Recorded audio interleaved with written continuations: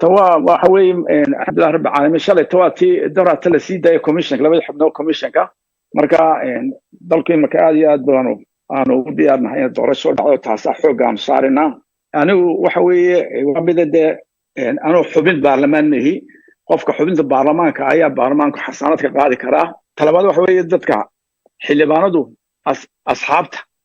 xisbiyada ayay u yihiin accountable xisbigu accountable uma aha MB oo soo saaray marka arrin la yaabay noqotay marka waana saddex xisbi madaxweynihii ayaa hadda ka shirnay arrintan oo wax la dhaarin labada xubnood anoo dhaarina ayaa arrintan soo dhacday marka arrintan madaxweynahan u deynay adaaga madaxweynaha ayaanu inta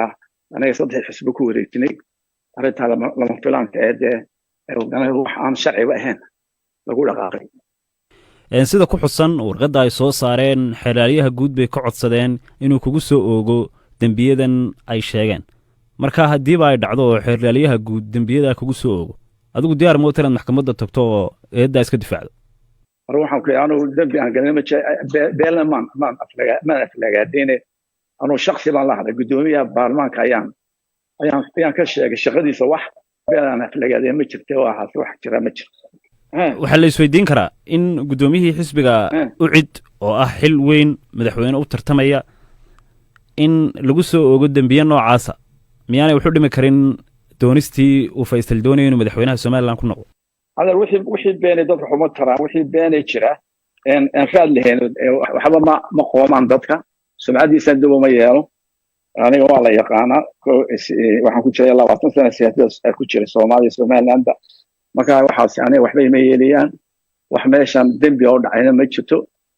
xildhibaanadu meehi xildhibaanada ayaa xasaanada ay ka qaadan baarlamaanku aniga waxay waa maxkamad dastuur baa jirta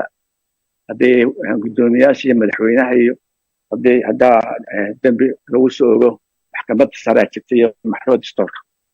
marka waxaan beesleen maahan laga dhigo war laga dhigo ma mudane Faysal in ka badan 20 sanaad ahayd gudoomiyaha xisbiga ucid tiro ku dhawaad 3 jeer aad ku guul dareysatay inaad hesho booskii aad u tartamaysay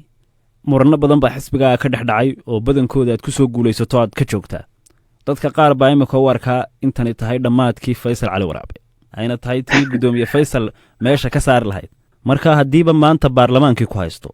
oo uu dhibano ku yahay shakhsiga saddexaad ee ugu maamuus sareeya Somaliland soo lama oran karo waa dhammaadkaagii waxaan ku ilaa anigu tani waa tii ugu liidatay way nin waxa soo kale waxyeelana ma yihiin baarlamaanka anaga MBada anaga noo yihiin accountable anaga ilaalinayo naga nama ilaaliyaan